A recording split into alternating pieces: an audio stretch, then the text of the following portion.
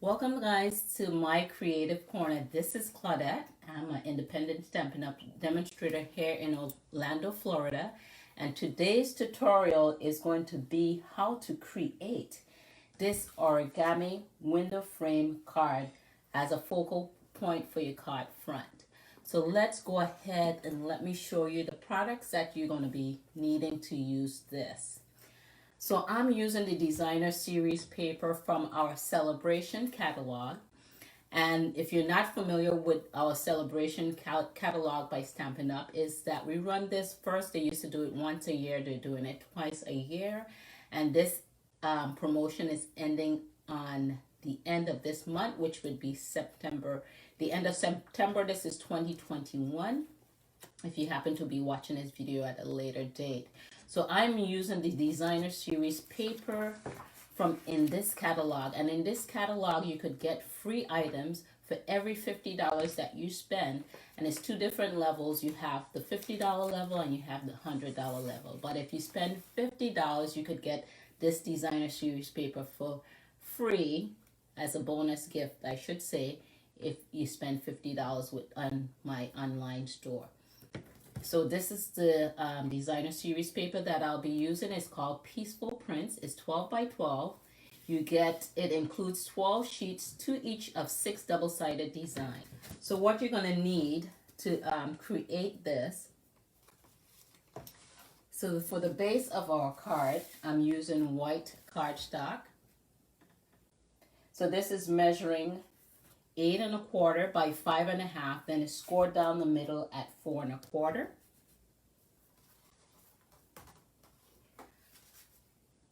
I'm going to have layers in front of my card, and the black layer is measuring 4 1/8 by 5 3/8, and these measurements are in inches. And then this designer series print right here is measuring 4 inches by 5 1/4 inch. Now for the origami window frame, that paper here you're going to need, that's going to be measuring 4 by 4. So that's a square, okay? So it's 4 by 4 inches.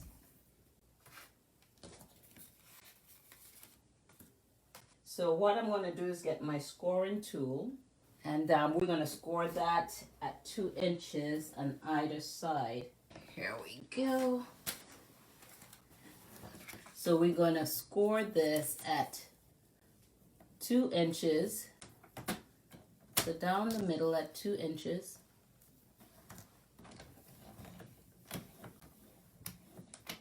Then we're going to turn it around, and we're going to score it down at 2 inches here again. So you want to be extra careful with your designer series paper that you don't tear it. So that's going to create 4 little squares here within that designer series paper. So you have 4 panels. So let's see if you could see that.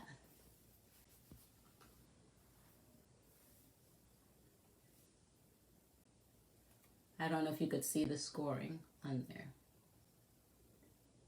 So you don't necessarily have to score it that way. So what you're going to do, you don't have to score it. You could just fold it in half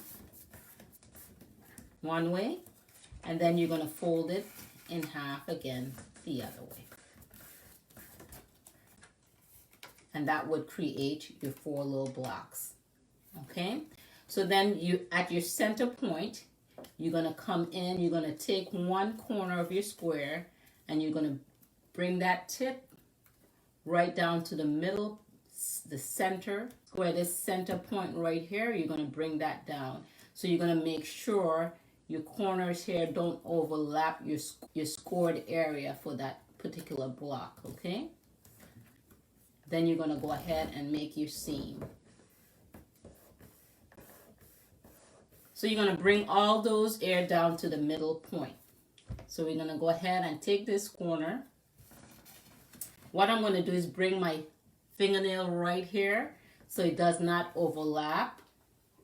And I'm bringing that point down to the middle. And then we're going to make that seam. And then if it's not quite as you would like, your paper is very pliable, so you could just move it again and put it how you would like. Okay, so now we have 2 more panels to go. So we're going to take this corner, bring it down to the middle. I'm going to put my fingernail right there so that edge does not go past that seam.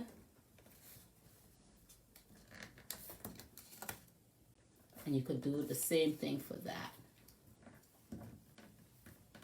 And then we're going to crease that over. All right, so we can come around, and then we have one more. So this point, we're going to bring it down to the center. I'm going to put my nail right there so it does not go over my score line there, and it doesn't really overlap.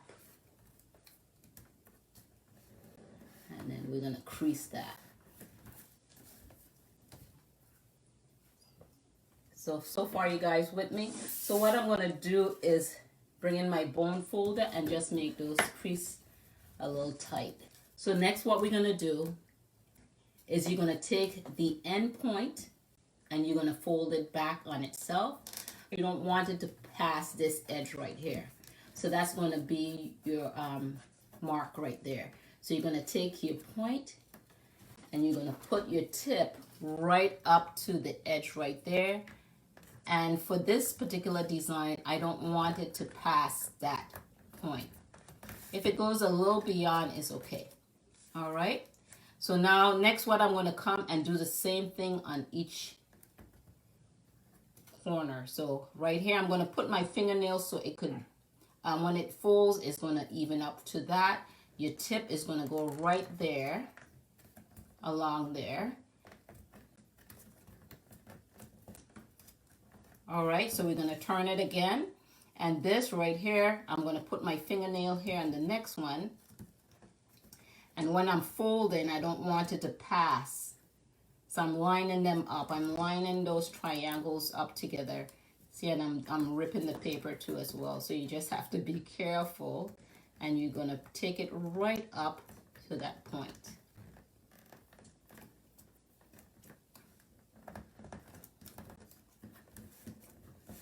Okay, and then for the other one, again, you want to line that up to that corner right there. And I'm going to make sure it's lined up on this corner right here. So I'm just putting my nail right here. Hopefully you could see. Let me see if I could zoom in. Okay, so now you're going to put your fingernail right here, and when you fold, and you don't want to go past that. So I'm measuring it up right, these two together, these corners together, and you want to measure up these two corners together, and you try not to pass your tip right up here.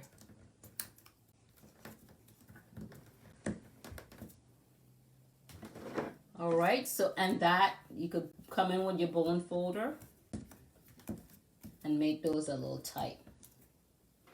So that is the origami window fold right there. So now what I'm going to come in with is my card, and we're going to put this together. Stick with me to the end. I'm going to show you 3 other cards that I created with this design.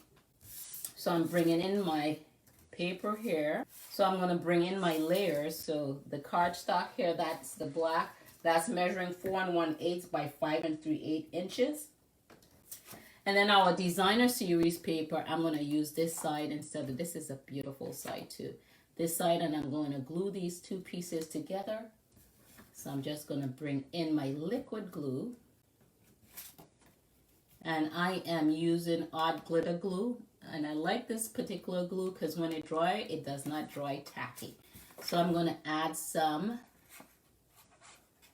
glue here to the back.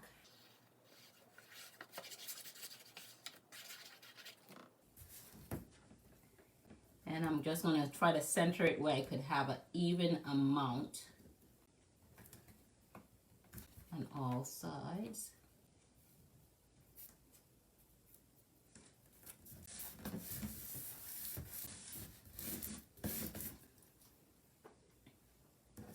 Then what I'm going to do is add this to the base of our card.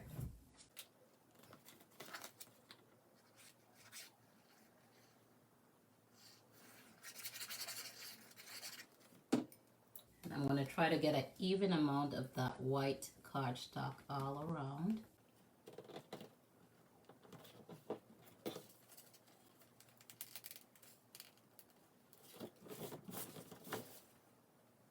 Okay, so next what I'm going to do is I'm going to add this right going this way, and then what I'm going to do is bring the glue in again, and I'm going to add it down. Then I'm going to bring in my sentiment, and I stamp this using a Versamark ink, and this was heat embossed, and I used a white embossing powder, and then I add the heating tool to melt that on there, and I use the sentiment from Perfectly Plaid stamp set. So I'm going to go ahead and get some dimensionals and pop that up.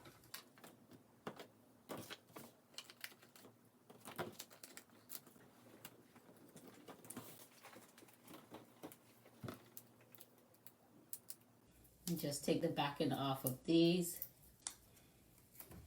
and then we're gonna add it. I'm just gonna add it right here down to the bottom, and after I stamped it, I just took my scissors and hand cut that out a little bit there. So you could add some ribbon, you could add bling to this, so you could dress this up, dress it down. I got this idea from Karen Titus, and Backporch Stampers, I think is what her YouTube channel is called, but go ahead and check her out there. So let me go ahead and show you some other cards that I designed using this. So that's this one that I created, and this is the other one to that, going at an angle. And with this one, I had leftover paper, designer series paper, and I just went ahead and glued that down to the inside. On this one, this was another free set in our celebration catalog. It is called Penguin Playmates. And so again, those are 12 by 12 designer series paper. You get 12, 2 of each of 6 designs.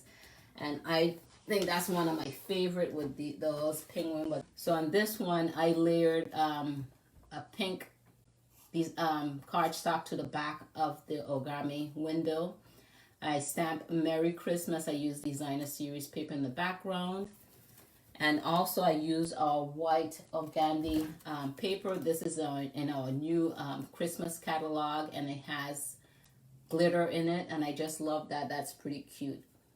And I stamped Merry Christmas, and this is a new stamp set in our Christmas catalog too as well. I had the leftover designer series paper, and I designed the inside with that. So this is the stamp set here where that sentiment came from, and these are just gorgeous sentiments. I just love the font, and those little slashes, the cursive just carries over. Beautiful. So I also cut out a circle. I put that in the back. I popped that up on some dimensional, and I cut out the snowman from the designer paper. I put him in here. I add a little shimmer to him, add a little bling, and let's go on to the next one.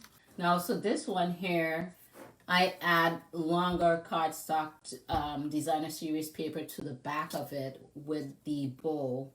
I put a square sentiment in the inside, and I also had some matting to the back to match the base of this the card. So you could take glue dots and glue these down if you don't want them popping up like that. But I think that's the beauty of this design, that you could see the inside of the pattern as well as the outside of the pattern. I add some ribbon there to match that up, and I had leftover paper where I designed the inside.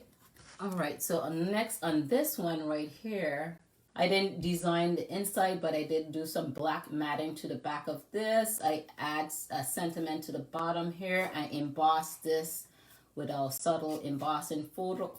I cut out these leaves from the older designer series paper we had from last fall, and then have some little foiling to that. Add a little gem here, and I just think it's pretty on its own. I didn't really add anything else to it. So like I said, you could dress these up or dress those down. So let me just bring those in so you could see the variation of this origami window fold. Also, if you want the window to be a little wider, you could make those, you could fold it back on itself a little further. So you're going to get a wider space in the inside. If you guys got creative value from today's video, I invite you to check out these videos.